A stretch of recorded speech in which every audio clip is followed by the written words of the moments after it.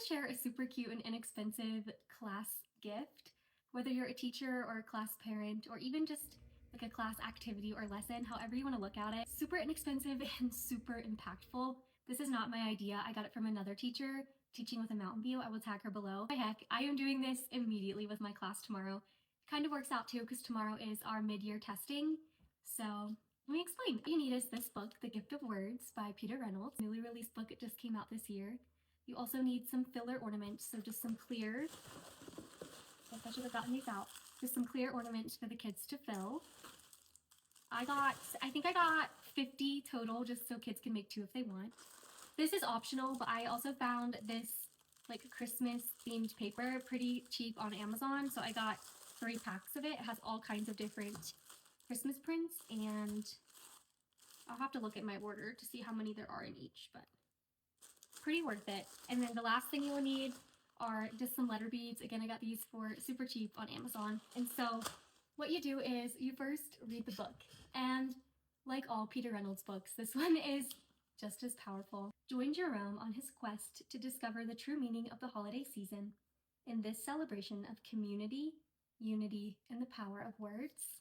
And what I really like about this, I think there are so many repetitive lessons out there for teachers about growth mindset and positive self-talk and working through hard things. But what there's not a lot of, and I think we often forget, that most people tend to lead more with their heart for others, especially children, than they do for themselves. They don't care about doing their work because it's meaningful to them. They don't want to disappoint their parents, or they don't want to disappoint their teachers. And I'm not saying this is the case for everybody, but for a lot of people. And I think this lesson is so impactful because you kind of flip it around for the kids. You're saying, let's see how your words affect others, how your phrases and your perspective affects the people around you. Jerome's just strolling along and he's inspired to just collect words. You know, there are a lot of people that have the love language, the love they love to receive is words of affirmation. And so he's trying to go around and collect, you know, some positive holiday words. But he's just flooded with negativity. No dogs allowed, cheap stuff, no parking, no vacancy, violators will be towed, you know, all that stuff that's on signs. It's kind of getting drowned by everything being pushed for sale. Buy now, cheap, cheap, cheap, buy here, sales better than down the road. Things like that. And he's like, wait, I am just looking for like some connection, some positivity, some words. Christmas is about more than just gifts. And when the desks were empty, or the market desks were empty, the vendors were looking for, you know, the people were then scrolling on their phones. They weren't out talking to people. Then he went down the street and people were like, move it, I hate the snow. I'm lonely, or I want that so bad, Mom, buy it for me. Everybody's just negative and yelling and being greedy. So he comes up with an idea and he makes a sign and he's like, everybody add your joyful words, your joyful phrases.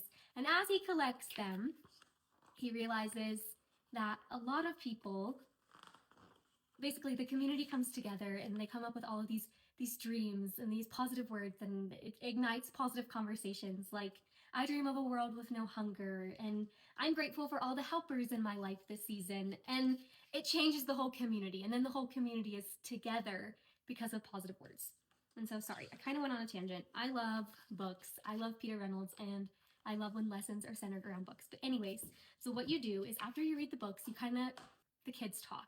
And definitely stop throughout the book and get them to talk to, and see if they can draw connections to their life, especially with testing day and just, you know, whatever is around them. What connections can they make? Because I'm sure all of us can make connections to this being our reality, right? Negativity, negativity, negativity, and just such a lack of connection everywhere. Have you ever sat in an airport and waited on a plane? Nobody talks to one another.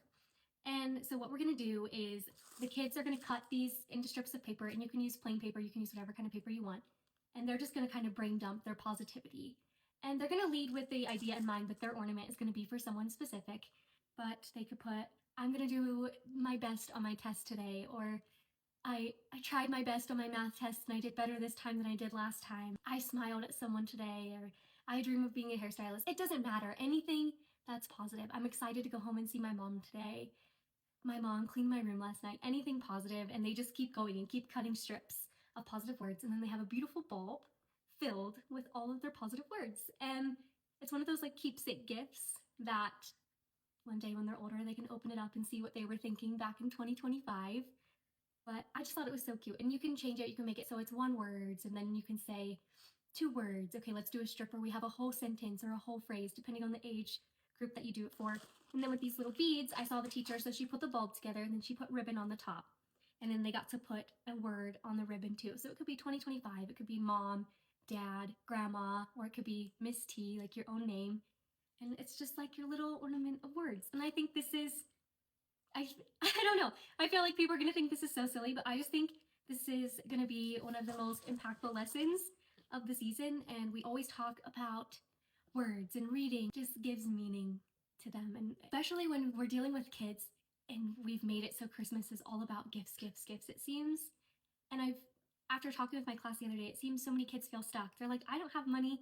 I can't really give anyone gifts, and they feel stuck. But there's so many other ways to give joy during the holidays. And I think words are a good way to do it. And maybe this will inspire them to read more and try to find out new words and what they mean. And I don't know. I think there are so many different segues to this lesson, but I wanted to share it. I think the most expensive thing would be the ornaments. I'll try to clip in the cost of everything that I purchased as well. Probably didn't need 2 bags of beads.